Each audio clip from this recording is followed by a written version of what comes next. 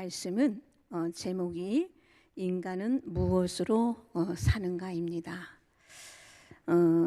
우리가 삶의 모든 것이 그렇게 흔들릴 때에 이 질문은 우리를 다시 근원으로 끌어당깁니다. 우리는 생존의 본능 속에서 살고 있지만 생존이 곧 삶은 아닙니다. 전도자는 오늘 본문에서 그 삶의 요형이 아니라 그 삶의 본질을 향해 나아갑니다. 무엇이 사람을 진짜 살게 하는가? 그리고 그가 붙든 것이 아니라 또 그를 붙드는 그것이 무엇인가? 영국의 경제학자이신 그 사회학자인 그 알프레드 마샬은 그 한 가지 질문에 대한 그 답을 평생 고민했습니다. 바로 인간은 무엇으로 사는가 하는 그런 문제였습니다. 그러나 결국 오랜 고민 끝에 두 가지 결론을 내립니다. 첫째, 인간은 종교적인 동물이기에 종교가 필요하다는 것입니다. 인간 본성 속에 그 종교 지향적인 속성이 있다는 것입니다. 그 둘째는 인간은 경제적 동물이라는 것입니다. 쉽게 말해 인간에게는 빵이 있어야 한다는 것입니다. 그에 따르면 인간은 종교와 그리고 경제 그 두 가지 문제가 해결되어야 합니다. 후에 알프레드 마샬의 이론을 바탕으로 그 독일의 막스 베버가 그 자본주의의 윤리 문제를 그 책으로 정리했습니다. 그는 자본주의에서 신앙의 윤리가 빠지면 천민 자본주의가 남는다고 했습니다. 그 천민 자본주의는 그 주로 부정적인 의미로 사용되는 그런 용어인데 자본주의의 물질적 측면만을 지나치게 강조하고 그리고 도덕적, 윤리적, 문화적 가치가 결연된 그러한 자본주의를 비판할 때 그렇게 사용됩니다. 우리 사회 역시 경제 대국으로 크게 발전하긴 했으나 안타깝게도 이 과정에서 천민 자본주의를 버리지 못했습니다. 이는 우리 사회의 그런 아픔입니다. 천민 자본주의는 세 가지 특징이 있습니다. 그 첫 번째가 정경유착입니다.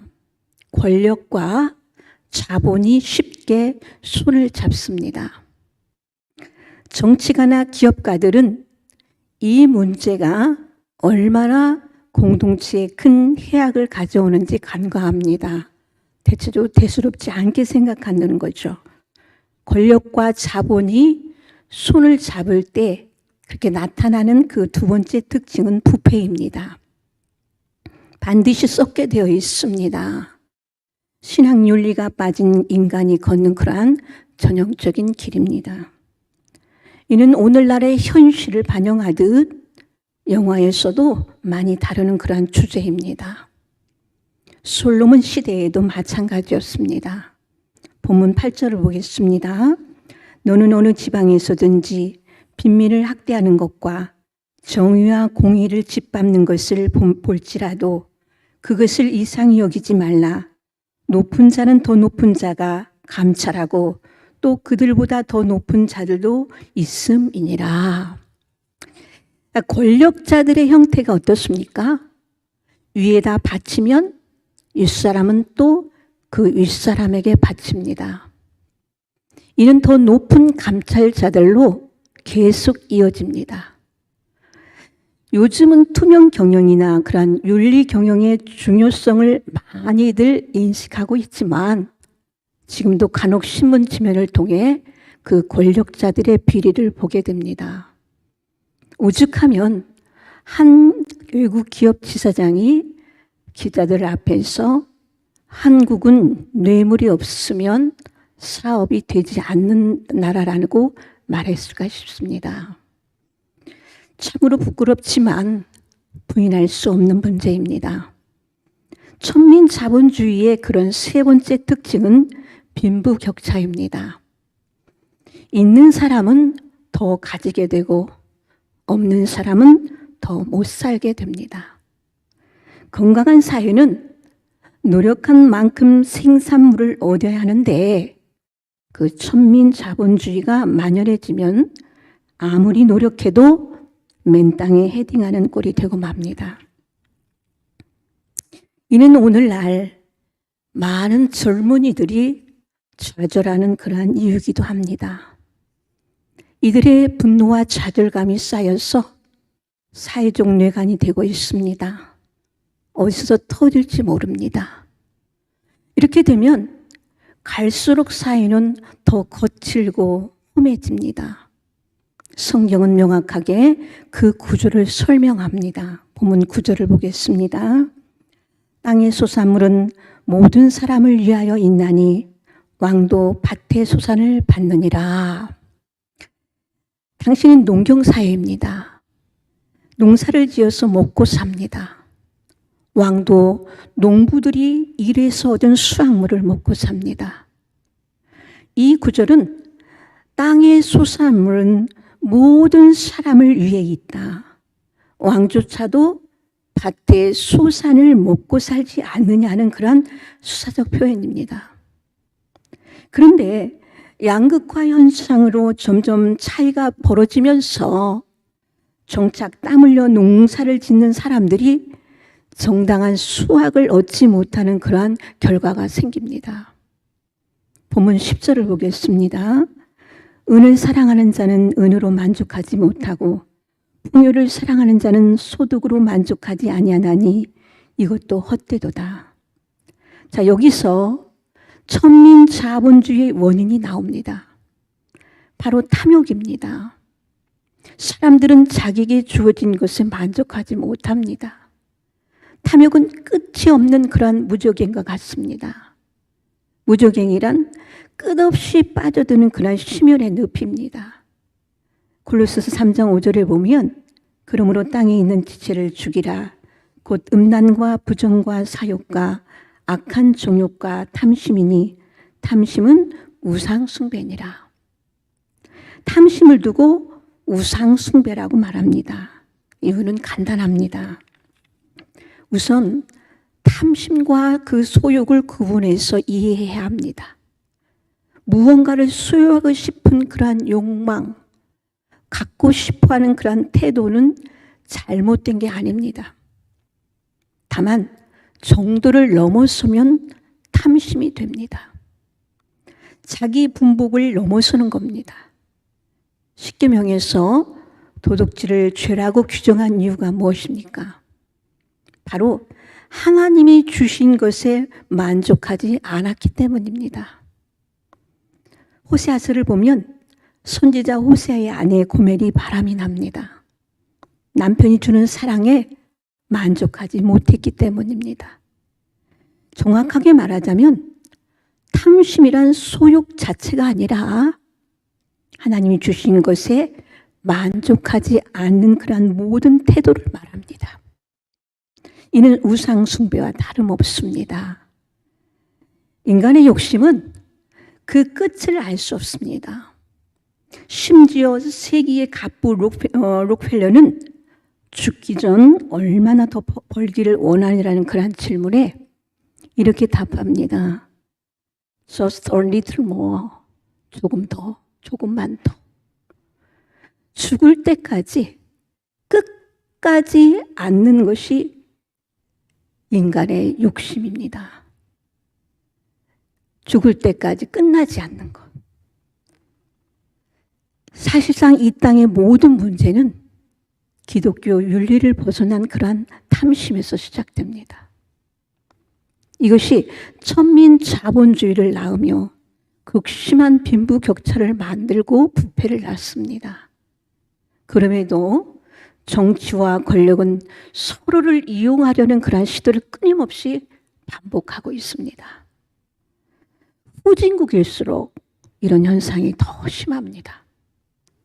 권력자들은 의리의한 집에 사는데 정작 다수의 국민은 기본적인 치료를 못 받거나 음식을 먹지 못한 채 죽어갑니다. 세상의 빈익빈 부익부 현상은 어제 오늘 일이 아니며 오늘날 더욱 가속화되고 있습니다. 솔로몬은 다음 몇 구절에서 탐심을 채우는 자들의 현실을 비꼬아 말합니다. 본문 11절을 보겠습니다. 재산이 많아지면 먹는 자들도 많아지나니 그 소유주들은 눈으로 보는 것 외에 무엇이 유익하랴. 소유주들은 눈으로 보는 것 외에는 유익이 없다고 말합니다. 이들은 땅이 몇만 평이 있고 은행에 돈이 몇백억 있어도 삼시세끼 먹는 것은 동일하고 그저 통장의 잔고를 확인할 뿐입니다. 게다가 돈을 지키고 관리하느라 또 여기에 먹여 살릴 식구들, 직원들이 많아져서 걱정만 더 늘어납니다. 부귀영화를 누려본 솔로몬이 그렇게 던지는 해학적인 표현은 다음 구절에서도 계속됩니다. 12절을 보겠습니다. 노동자는 먹는 것이 많든지 적든지 잠을 달게 자거니와 부자는 그 부유함 때문에 자지 못하느니라. 돈이 많아지면 돈 걱정이 없이 두 다리 쭉 뻗고 자야 정상일 것 같은데 어떻습니까? 오히려 정반대입니다.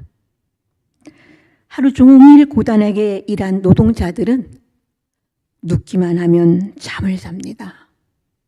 그런데 부자는 내일에 대한 걱정에 잠을 이루지 못합니다. 소위 돈도 많이 벌고 성공한 사람들 중에는 염려와 조심으로 근심으로 신경쇠약에 걸려서 약에 의존하지 않고는 잠을 이루지 못하는 사람들이 많다고 합니다. 한때 세상을 쥐락펴락했던 그런 알렉산더 대왕도 죽을 때는 빈손으로 갔습니다. 본문 13절을 보겠습니다. 내가 해 아래서 큰 패단되는 일이 있는 것을 보았으니 곧 소유주가 재물을 자기에게 해가 되도록 소유한 것이니라.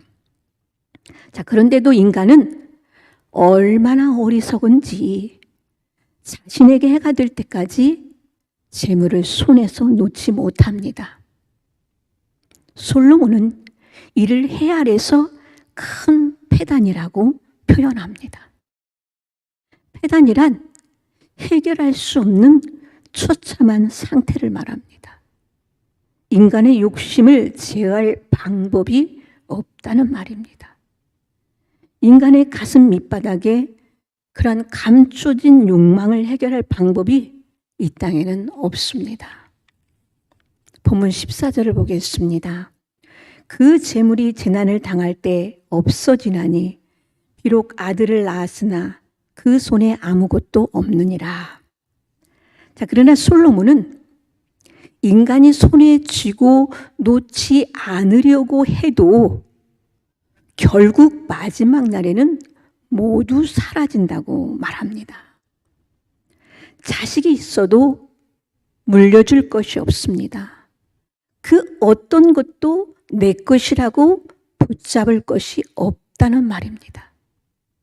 인생은 빈손으로 왔다가 빈손으로 갑니다. 솔로몬은 인생의 보편적인 삶을 기술합니다. 자신이 인생의 주인이 되어서 모든 것을 책임지려 하는 그러한 오만이 삶을 얼마나 힘들게 하는지 이야기를 하고 있습니다. 본문 15절에서 16절을 보겠습니다. 그가 모태에서 벌거벗고 나았은즉 그가 나온 대로 돌아가고 수고하여 얻은 것은 아무것도 자기 손에 가지고 가지 못하리니 이것도 큰 불행이라. 어떻게 왔든지 그대로 가리니 사람을 잡는 수고가 그에게 무엇이 유익하랴. 자, 이것이 바로 하나님이 없는 인생입니다. 남을 짓밟고 올라서는 경쟁을 하며 곤고하게 살아갑니다. 그 결과가 어떻습니까? 보면 17절을 보겠습니다. 일평생을 어두운 데서 먹으며 많은 근심과 질병과 분노가 그에게 있느니라. 자, 어둠이 등장합니다. 성경에서 어둠은 빛과 함께 굉장히 중요한 개념입니다. 성경은 일관되게 그리스도를 빛으로 소개합니다. 그렇다면 어둠은 무엇입니까? 그리스도 없는 현장을 말합니다. 죽음과 사망의 현장이 바로 어둠인 것입니다. 그렇다면 17절은 그리스도 없이 일생을 경주한 사람들의 결말과 같습니다. 그들은 어둠에서 무언가를 먹고 있습니다. 식탁의 등장입니다. 이는 굉장히 문학적인 표현이기에 속뜻을 찾아봐야 합니다. 히브리 인덱의 식탁은 교제를 의미합니다. 더 근본적으로는 그 사람과 관계를 맺고 가족이 된다는 그러한 개념이 있습니다. 시편 23편에 보면 여호와를 목자라고 고백하는 자들에게 몇 가지 약속이 주어집니다. 그 중에 하나가 원수의 목전에서 상을 베푸신다입니다. 이 상이 바로 테이블 식탁입니다. 다시 말해 하나님이 너는 이제부터 내 가족이다. 나와 먹고 즐기자라고 그렇게 초대하신다는 그런 말씀입니다. 그러나 어둠에 있는 사람은 어떻습니까? 하나님 없이 자기가 인생의 주인이 되어 고단한 한평생을 달려온 그 사람들의 결말은 어떻습니까? 어둠 가운데 생활하고 있습니다. 생명이 없는 곳에서 어둠의 일원이 되어 있습니다. 다행스럽게도 빛의 삶을 살아야 할 우리에게는 새로운 약속을 주셨습니다. 20절을 보겠습니다. 그는 자기의 생명의 날을 깊이 생각하지 아니하리니 이는 하나님이 그의 마음에 기뻐하는 것으로 응답하심니라. 아멘. 자, 여기서 자기의 생명의 날을 깊이 생각하지 아니하리라는 그런 것은 무슨 뜻일까? 무슨 말일까? 하나님 안에서 그분이 삶의 주인이 되어 살아온 인생들은 이 땅에서 얼마나 오래 살까, 얼마나 더 많이 가질까 하는 그러한 인생 패턴에 연연하지 않는다는 말입니다. 대신 하나님이 그의 마음에 기뻐하는 것으로 응답하십니다. 이는 영원한 생명을 의미합니다. 영원한 하늘의 보화를 발견한 사람은 이 땅에서 썩어질 것에 연연하지 않는다는 것입니다. 마태복음 6장 26절을 보면 공중의 새를 보라. 심지도 않고 거두지도 않고 창고에 모아들이지도 아니하되 너희 하늘 아버지께서 기르시나니 너희는 이것들보다 귀하지 아니하라고 말씀하고 있습니다. 또한 마태복음 6장 28절 30절에는 들의 백합화가 어떻게 자라는가 생각해보라. 수고도 아니하고 길쌈도 아니하느니라. 오늘 있다가 내일 아궁이에 던져지는 들풀도 하나님이 이렇게 입히시거든 하물며 너희일까 보냐 라고 말씀하고 있습니다. 마태복음 6장 31절에서 32절에 그러므로 염려하여 이르기를 무엇을 먹을까 무엇을 마실까 무엇을 입을까 하지 말라. 이는 다 이방인들이 구하는 것이라 라고 말씀하고 있습니다. 마태는 하나님을 우리 아버지라고 소개합니다. 무엇을 먹을까, 무엇을 입을까 하는 그러한 염려는 이방인들은 하는 것입니다. 이방인은 아버지가 없는 사람들입니다. 고와 같은 자들입니다. 아버지가 없는 자들은 먹고 자고 쓰는 인생의 모든 문제를 자신이 책임져야 합니다. 그래서 매우 고단한 삶을 삽니다. 경쟁해야 하고 빼앗아야 하고 짓밟고 올라서야 합니다. 그러나 아버지가 있는 우리는 다릅니다. 자녀들이 먹고 입는 것은 아버지가 책임져 주십니다. 아멘. 우리는 그러한 염려에 매달려 살 필요가 없습니다. 자, 그렇다면 우리는 무엇을 구하며 살아야 할까? 예수님께서 가르쳐 주신 기도를 보면 그 답을 알 수가 있습니다. 마태복음 6장 9절에서 11절에 보면 그러므로 너희는 이렇게 기도하라.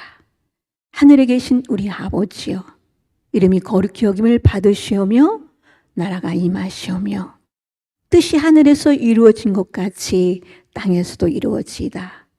오늘 우리에게 일용할 양식을 주시옵고. 자, 여기서 일용할 양식의 원래 뜻을 찾아보면 내일의 양식이라고 나옵니다. 이는 출애굽기에서 이스라엘 백성들이 광야를 지날 때에 만나를 주신 데서 나온 그러한 단어입니다. 당시 하나님은 날마다 양식으로 만나를 주셨습니다. 그런데 6일째 되는 날은 반드시 7일째 만나까지 주셨습니다. 2배를 주셨다는 것입니다. 내일의 양식까지 주셨던 겁니다. 다시 말해 내일의 양식은 7일째 양식입니다. 이는 바로 생명의 떡으로 오신 예수 그리스도를 예표하는 것입니다. 요한복음 6장 48절에도 예수님은 자신을 생명의 떡, 하늘에서 내려온 살아있는 떡이라고 표현하십니다.